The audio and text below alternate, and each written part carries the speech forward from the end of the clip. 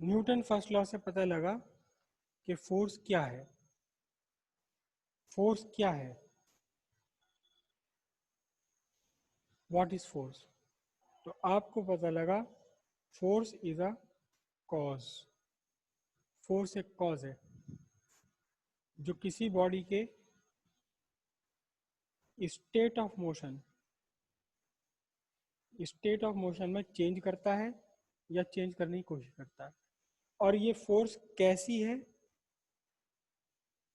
इसका नेचर दो तरह का है, एक कंजर्वेटिव और दूसरी नॉन कंजर्वेटिव।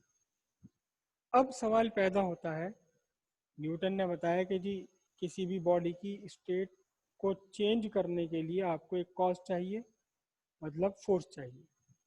तो एकदम उनसे सवाल किया गया कि फोर्स कितनी, हाउ मच, कितनी फोर्स चाहिए, कितनी फोर्स चाहिए। इसे बताने के लिए न्यूटन ने अपना दिया सेकंड लॉ। सेकंड लॉ समझने से पहले हमें कुछ और बात समझनी पड़ेगी। सेकंड लॉ समझने से पहले एक टर्म हमें समझनी पड़ेगी। हालांकि सब कुछ आप पढ़ चुके हैं 9th क्लास में, लेकिन फिर भी। और वैसे ये जो मैं आपको पढ़ा रहा हूँ ना, न्यूटन्स लॉज ऑफ मोशन, ये सब चीज़ें ये इस साल सिलेबस में से काट दी गई हैं। सिलेबस में से कटा हुआ है ये पोर्शन जो मैं आपको Newton first law, second law, ये सब चीज़ पढ़ा रहा हूँ। क्यों कटा हुआ है सिलेबस में? क्योंकि सीबीएसई ने ये मान के चल लिया कि ये सारी बातें आपने 9th क्लास में सीख ली हैं। लेकिन मैं क्या समझ मान के चलता हूँ कि आप जब मेरे पास आ रहे हैं सामने मेरे, तो आपने फिजिक्स में अब तक कुछ भी नहीं पढ़ा। जो भी पढ़ाना मुझे पढ़ाना। तो इसलिए अगर कोई आपसे क्लास के बाहर या किसी दूसरे स्कूल का बच्चा या आपके ट्यूशन में कोई टीचर कहें कि जी ये तो इस बार सिलेबस में से निकाल दिया, ये क्यों पढ़ा रहे हैं, ये मैं सिर्फ इसलिए पढ़ा रहा हूँ क्योंकि मैं मान के चल रहा हूँ 9th क्लास में से आप कुछ भी यहाँ फिजिक्स लेकर नहीं आए, मैथमेटिक्स लेकर आए, फिजिक्स लेकर नहीं आए। न्यूटन सेकंड लॉ समझने के लिए हमें एक और टर्म समझनी पड़ेगी मोमेंटम। मोमेंटम मोमेंटम आपने सबने पढ़ा हुआ है, फिर से पढ़िए इसे। मोमेंटम है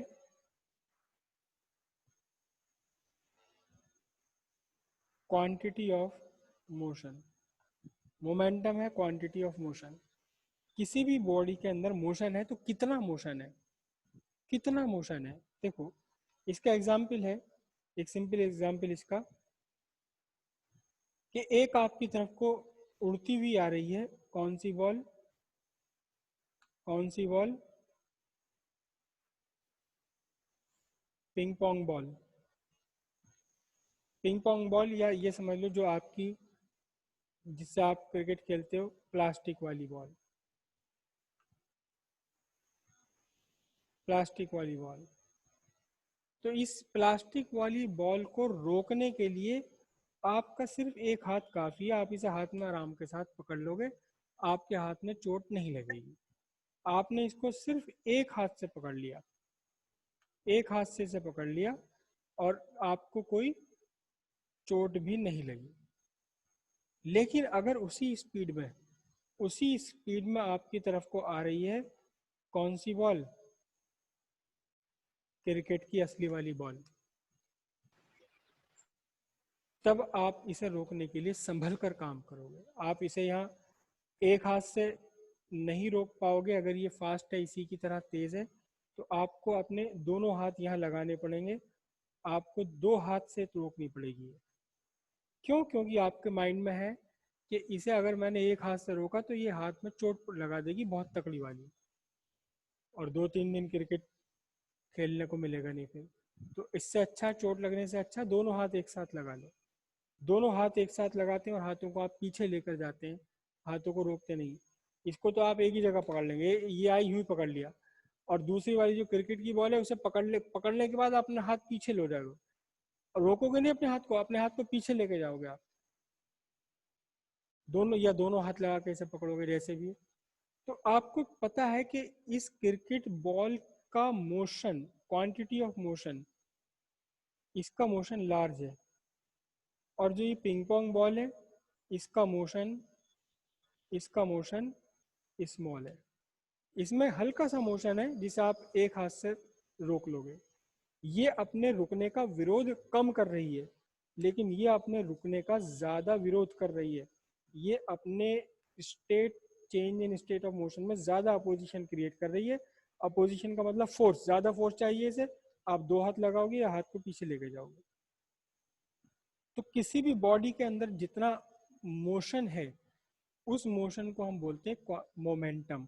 अब मोशन में दो, इस मोमेंटम में दो क्वांटिटी आ जाती हैं। देखो, एक केस आप कंसिडर कीजिए कि आपके पास 100 ग्राम की एक बॉल है और दूसरी भी 100 ग्राम की एक बॉल है। आपके किसी साथी ने दोनों बॉल एक एक करके आपके पास फेंकी। पहली बॉल को तो फेंका 10 मीटर पर सेकंड स्पीड पर, दूसरी बॉल को फेंका 2 मीटर पर सेकंड की स्पीड पर। तो आप उसे देख के ही अंदाजा लगा लेंगे कि तेज है ये हल्की है, इसको तो दो हाथ लगाने पड़ेंगे, इसको एक ही हाथ से आप रोक लोगे। आपको पता है कि जो ज्यादा तेज आ रही है उसमें मोमेंटम ज्यादा है, उसका अंदर मोशन ज्यादा है, ये अपने रुकने का ज्यादा विरोध करेगा।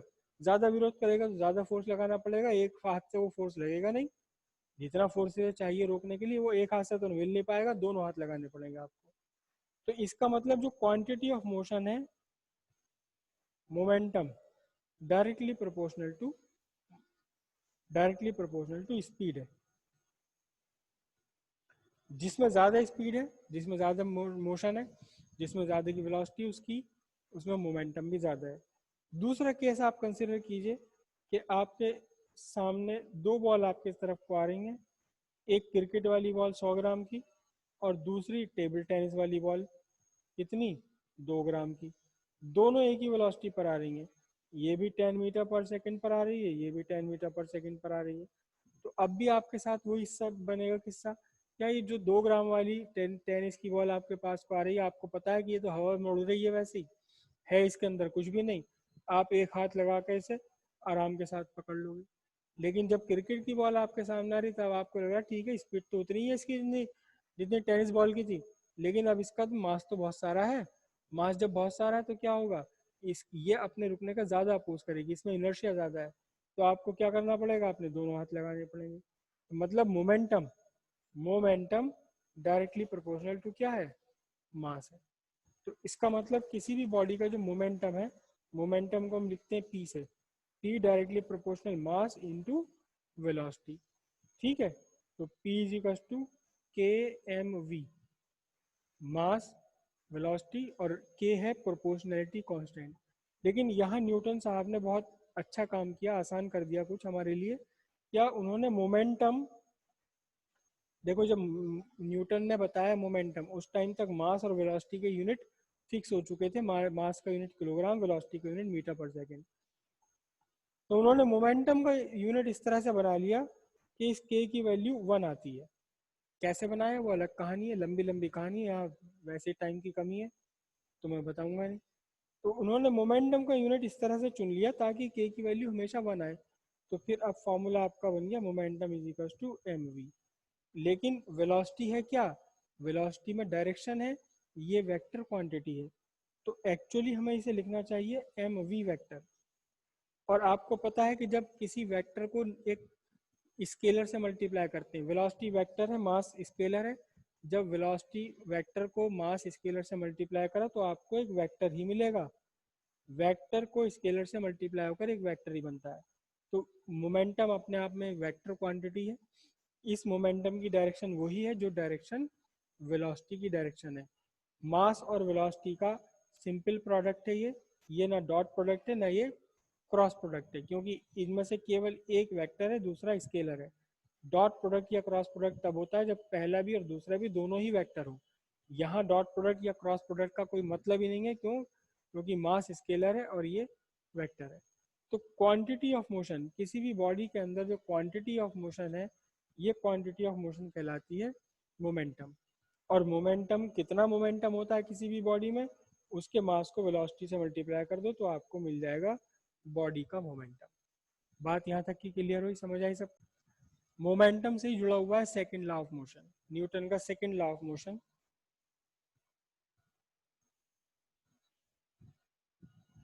मोमेंटम से रिलेटेड है।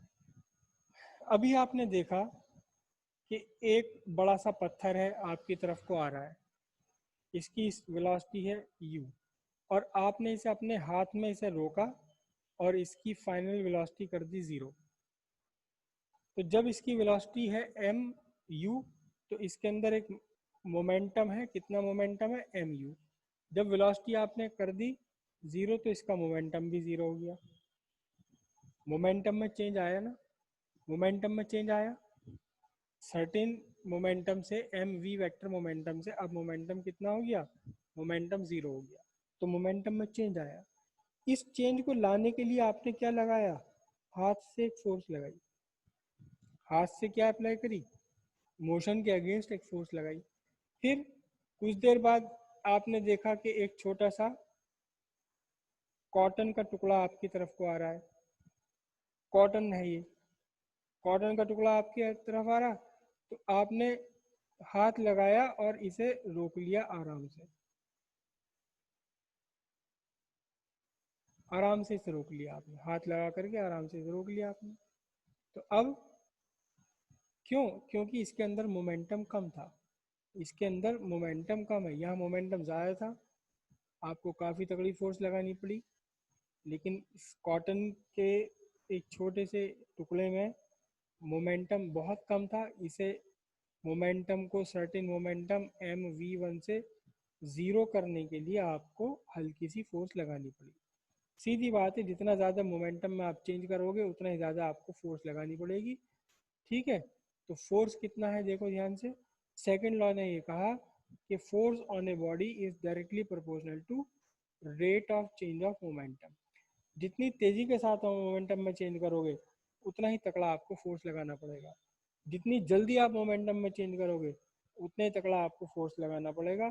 और इसका आप एग्जाम्पल समझ भी सकते हैं, इसका आप एग्जाम्पल देख भी सकते हैं। कैसे, कि अगर आपके पास ये बॉल आ रही है उड़ती हुई दूर से, आपने इस पर अपना हाथ लगाया और यहीं कहीं रोक लिया, आपने बॉल पर हाथ लगाया और यहीं कहीं रोक लिया, तो आपको एक लार्ज फोर्स अप्लाई करनी पड़ेगी।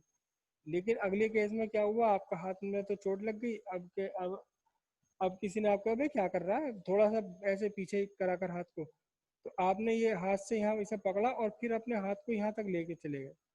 तो यहाँ तक ले जाने में कुछ टाइम आपको लगना पड़ेगा, कुछ टाइम आपको लगा, मतलब इस फॉर्मूले में डी टी की वैल्यू आपने बढ़ा दी तो फोर्स घट जाएगा। अब आपको क्या काम करना होगा, लेस फोर्स से ही आपकी बॉल रुक जाएगी। तो यही बात न्यूटन ने कह दी, क्या करी कि उन्होंने कहा भाई एक बॉल मेरी तरफ आ रही थी, जब उसका मोमेंटम कम था, देर से मुझे चेंज करना था तो मुझे कम फोर्स लगानी पड़ी, ज़्यादा मोमेंटम था, बहुत जल्दी मोमेंटम इसका 0 कर देना था मुझे, तो मुझे तकड़ी फोर्स लगानी पड़ी। ये न्यूटन का सेकंड फार्मूला बन गया, F directly proportional D D P vector bye D T, rate of change of momentum. तो यहाँ से क्या निकल कर आया देखो ध्यान से। अच्छा, इधर मोमेंटम भी वेक्टर क्वांटिटी, इधर फोर्स भी वेक्टर क्वांटिटी, दोनों वेक्टर है।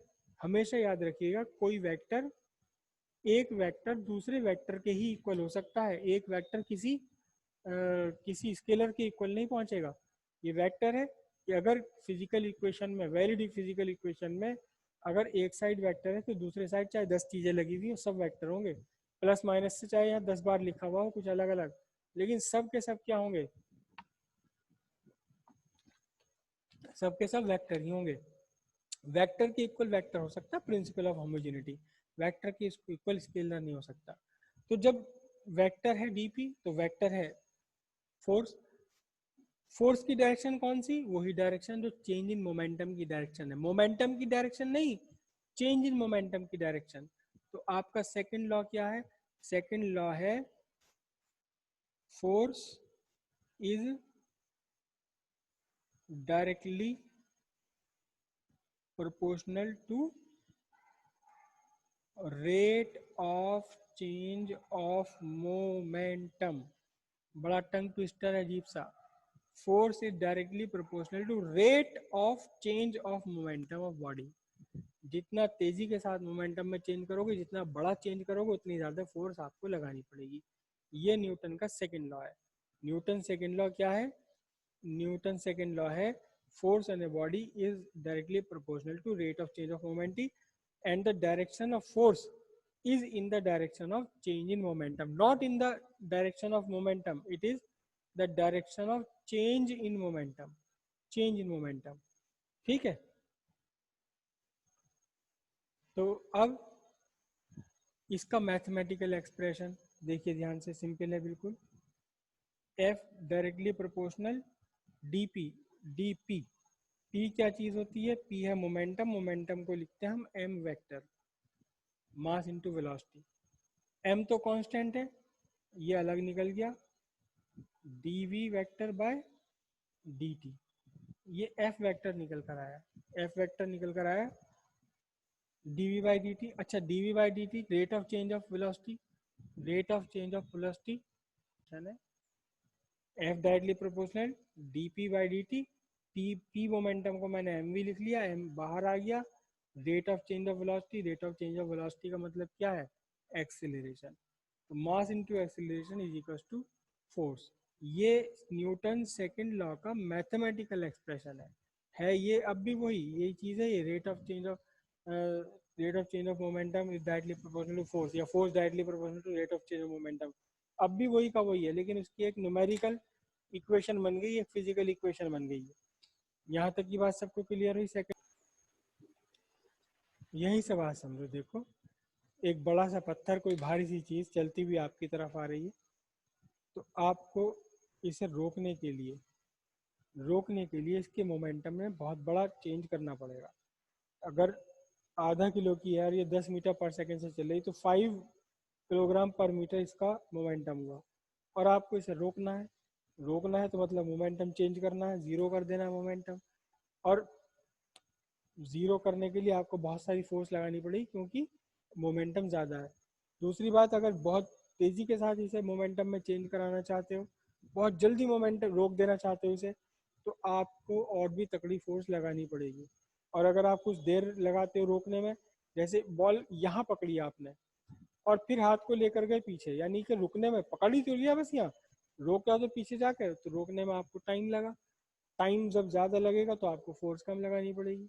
दूसरा है, कोई हल्की फुल्की चीज़ है, कागज़, रुई वगैरह, ये चलती हुई आपकी तरफ आ रही है, आपने इसे देख के समझ लिया कि इसमें ना है कुछ भी मोमेंटम, इसमें ना कुछ भी जान, इसे तो मैं एक उंगली से रोक लूंगा, आपने एक उंगली अड़ाई इसके रास्ते में रोक लिया, तो चेंज इन मोमेंटम, इसका भी तो चेंज हुआ मोमेंटम, लेकिन इसके मोमेंटम में कम चेंज आया क्योंकि इनिशियली कम था मोमेंटम, इसमें मोमेंटम ज़्यादा था, तो चेंज इन मोमेंटम भी ज़्यादा आएगा। तो जिसमें ज़्यादा मोमेंटम है उसे रोकने के लिए ज़्यादा फोर्स लगानी पड़ेगी, जिसका चेंज हमें कम करना मोमेंटम का, उसे रोकने के लिए या चलाने के लिए हमें कम फोर्स लगानी पड़ेगी। तो ये कहा न्यूटन ने तो एक्चुअली ये कहा था, न्यूटन का तो है dp by dt is equal to force vector, rate of change of momentum is directly proportional to, sorry, is equal to force.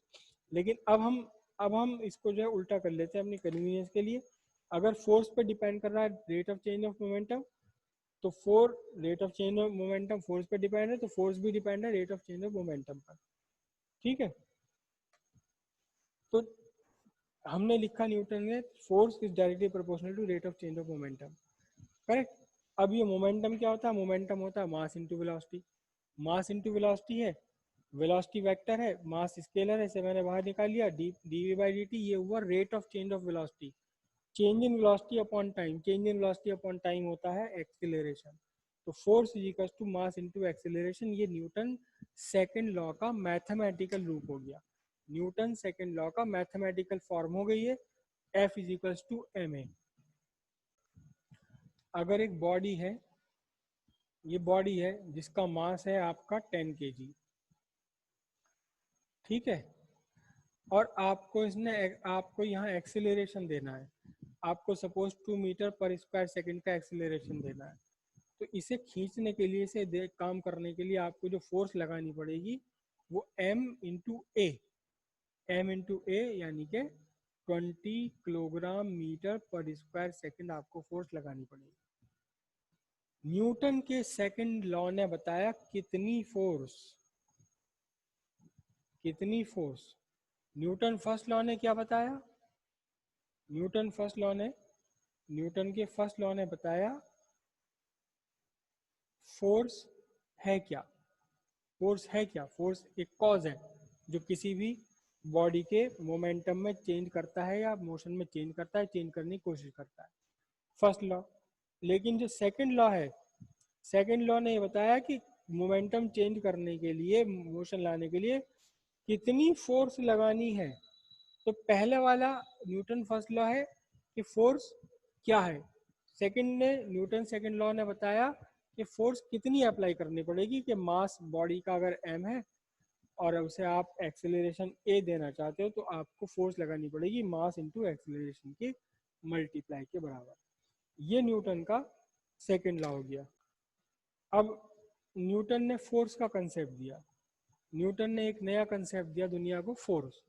कि आपको दरवाज़ा खोलने के लिए अपने कमरे का, या इवन बेड से उठने के लिए आपको फोर्स चाहिए। जब आप बेड पे लेटे हुए हैं तब आपका मोशन ज़ीरो है, और फिर आप मोशन में आ गए तो आपको एक फोर्स चाहिए। ठीक है, फर्स्ट लॉ ने बताया कि फोर्स है क्या, सेकंड लॉ ने बताया फोर्स कितनी लगानी पड़ेगी। तो जब फोर्स का कंसेप्ट रखा न्यूटन ने सारी दुनिया के सामने, तो न्यूटन सबने पूछा भाई ये इसका, अब इसका यूनिट क्या रखोगे आप। यूनिट के लिए न्यूटन ने कहा भाई मैं तो कोई यूनिट रखना, आपको जो समझ में आ रहा हो कर लो। अरे यूनिट तो यहाँ से साफ पता लग रहा है, मास का यूनिट कितना है, किलोग्राम, और एक्सेलरेशन का यूनिट कितना है, मीटर पर स्क्वायर सेकंड। लो हो गया, फोर्स की यूनिट क्या है, किलोग्राम मीटर पर स्क्वायर सेकंड। लेकिन ये फोर्स हमारी ऐसी फिजिकल क्वांटिटी है जो बहुत ज़्यादा एक्सटेंसिवली यूज होता है, बहुत ज़्यादा यूज होता है। और बार बार हम किलोग्राम मीटर पर स्क्वायर सेकंड ना लिख के इसके एक शॉर्ट फॉर्म लेंगे। तो सबने मिलकर कहा कि न्यूटन साहब हम आप ही के नाम पर रख रहे हैं इस फोर्स की यूनिट का नाम, कितना,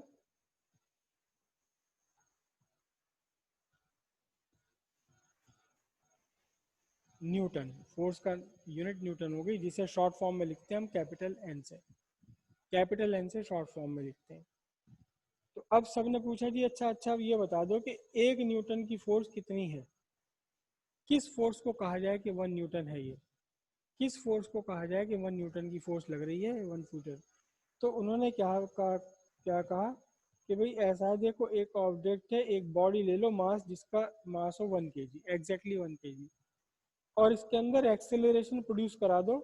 कितना एक्सेलरेशन, 1 मीटर पर स्क्वायर सेकंड का एग्जैक्ट सेम एक्सेलरेशन लगा दो। तो इस काम को करने के लिए जितनी भी आपने फोर्स लगाई है वो फोर्स है 1 न्यूटन, वो फोर्स है 1 न्यूटन। तो 1 न्यूटन क्या है, 1 Newton is the force which produce an acceleration of 1 metre पर square second in a body of 1 kg mass. 1 Newton is the force required to produce an acceleration of 1 meter per square second in a body of mass 1 kg. 1 kilo की body को, 1 kilo की body में आपने, 1 kilo की body में आपने acceleration लाना 1 metre पर स्क्वायर सेकंड का। तो अब जितनी भी फोर्स लगाई जाएगी 1 न्यूटन कही जाएगी।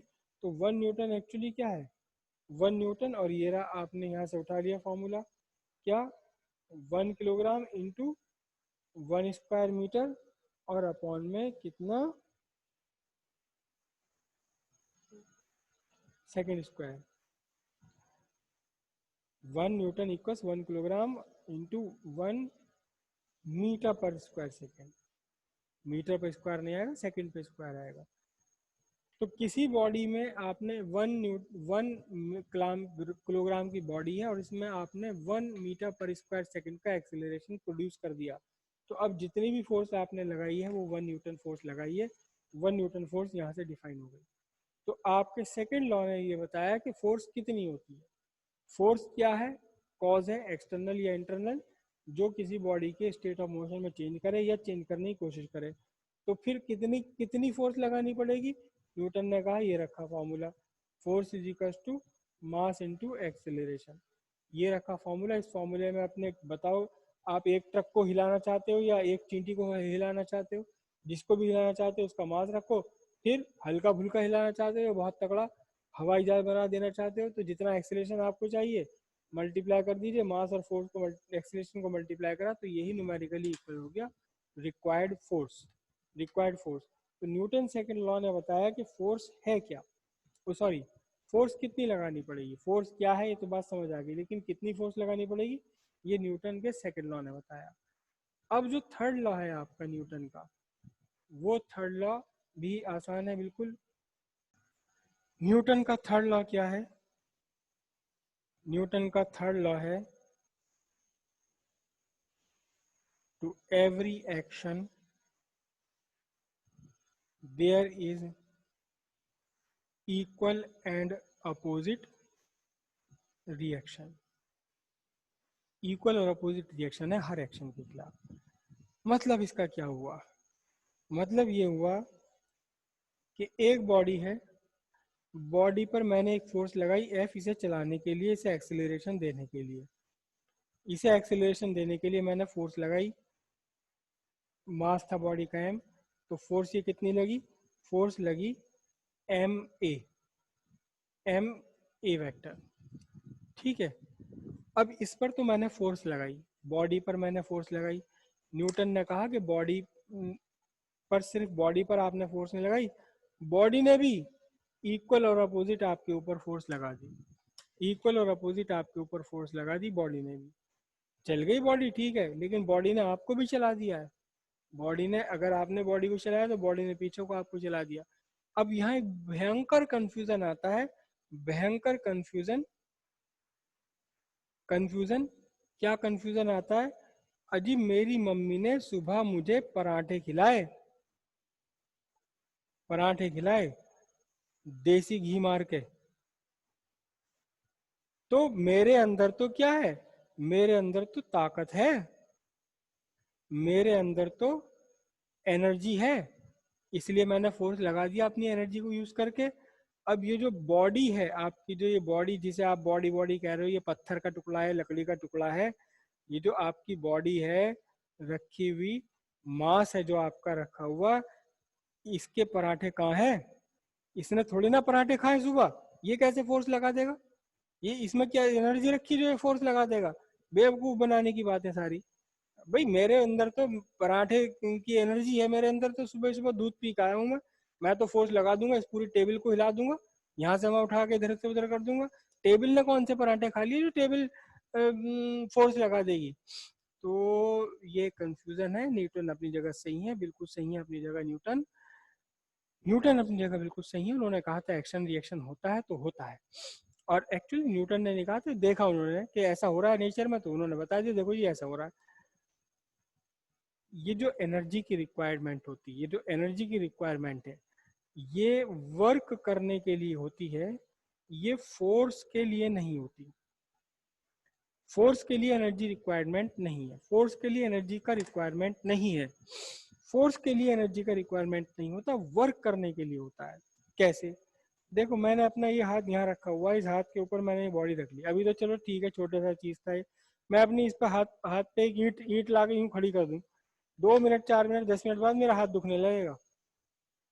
क्यों? क्योंकि वो ईंट नीचे की तरफ फोर्स लगा रही है, नीचे की तरफ फोर्स लगा रही है, लेकिन कर क्या रही है? वो कुछ भी नहीं कर। क्या रही है ईंट? कुछ भी नहीं कर रही, कर भी नहीं सकती, जब तक वो अर्थ की सरफेस पर है तो कुछ कर भी नहीं सकती वो, लेकिन फोर्स लगा रही है। फोर्स लगा रही है तो जिससे का मुझे फील हो रहा है। फोर्स लगाने के लिए एनर्जी नहीं चाहिए, लेकिन अब अगर मैं इस ईंट को ऊपर उठाना चाहता हूँ, इसको ईंट को ऊपर उठाना चाहता हूँ इसकी फोर्स के अगेंस्ट, तब मुझे एनर्जी खर्च करनी पड़ेगी, इस पर फोर्स लगानी पड़ेगी। फोर्स लगाने के लिए एनर्जी की रिक्वायरमेंट नहीं होती, एनर्जी की रिक्वायरमेंट होती है वर्क करने के लिए। और वर्क का मतलब है कि आपने फोर्स भी लगा रखी है और साथ में कुछ ना कुछ डिस्प्लेसमेंट भी हो रहा है, साथ में कुछ ना कुछ डिस्प्लेसमेंट भी हो रहा है। तब आप कहोगे कि आपने बॉडी पर वर्क किया।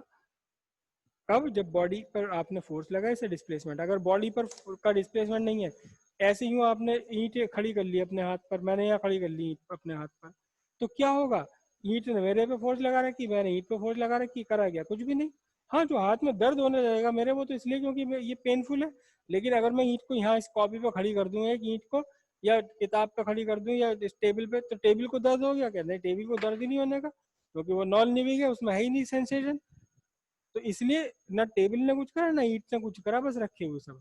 फोर्स के लिए एनर्जी, ताकत का भंडार पराठे देसी घी नहीं चाहिए, वर्क करने के लिए चाहिए। तो न्यूटन ने थर्ड लॉ से बताया, थर्ड लॉ से न्यूटन ने आप बताया, थर्ड लॉ से बताया कि फोर्स की नेचर क्या है। नेचर क्या है, नेचर का मतलब इसका बिहेवियर क्या है, इसका बिहेवियर क्या है। तो न्यूटन ने कहा कि फोर्स हमेशा एक पेयर में होती है। एक बॉडी ने दूसरी बॉडी पर फोर्स लगाई F12, F12 वन ने सेकंड पर लगाई, तो सेकंड ने भी फर्स्ट पे लगा दी F21। मतलब अगर एक बॉडी ने दूसरी बॉडी पर, पहली बॉडी ने दूसरी बॉडी पर फोर्स लगाई है, तो दूसरी बॉडी ने भी पहली बॉडी पर फोर्स लगा दी। बस अंतर कितना होगा, अंतर ये होगा कि F21 opposite is opposite to F12। F12 जितना भी है उसके अपोजिट F2 लगेगा। ये बताया न्यूटन के थर्ड लॉ ने। क्या बताया न्यूटन थर्ड लॉ ने कि फोर्स का बिहेवियर कैसा होता है। फोर्स हमेशा हमेशा लगती है एक पेयर में। एक पेयर किसमें, जिसमें से एक को हम एक्शन कहते हैं, दूसरे को रिएक्शन कहते हैं। इससे कोई फर्क नहीं पड़ता इसे एक्शन कह दो इसे रिएक्शन कह दो, दोनों बिल्कुल एक जैसे होते हैं, एक दूसरे के अपोजिट होते हैं, एक दूसरे के बिल्कुल मैग्नीट्यूड में इक्वल होते हैं। तो थर्ड लॉ ने बताया, न्यूटन थर्ड लॉ ने बताया क्या बिहेवियर क्या है। तो फर्स्ट लॉ ने क्या बताया, फर्स्ट लॉ ने बताया कि फोर्स है क्या, सेकंड लॉ ने बताया फोर्स कितनी है, और थर्ड लॉ ने क्या बताया, थर्ड लॉ ने इसका नेचर बता दिया कि ये फोर्स है कि किस टाइप की, या इसका बिहेवियर क्या है। फोर्स का बिहेवियर, फोर्स का बिहेवियर है हमेशा पेयर में रहना, इक्वल और अपोजिट फोर्स के पेयर में बना करके चलना। ठीक है, कल हम थोड़ा सा और अभी न्यूटन्स लॉ से आगे करेंगे, उसके बाद आपका और बाकी कंसेप्ट आएंगे। कल आपकी पहली क्लास वही होगी जैसी आज हुई थी, और कल भी प्रोबेबली दूसरी क्लास होगी अभी आपकी। हो सकता है 1% ना हो, वो आपको पता लग जाएगा, लिंक जहाँ से मिलेगा वहाँ से लिंक आप कर लोगे शेयर। ओके, नेक्स्ट क्लास अब कल।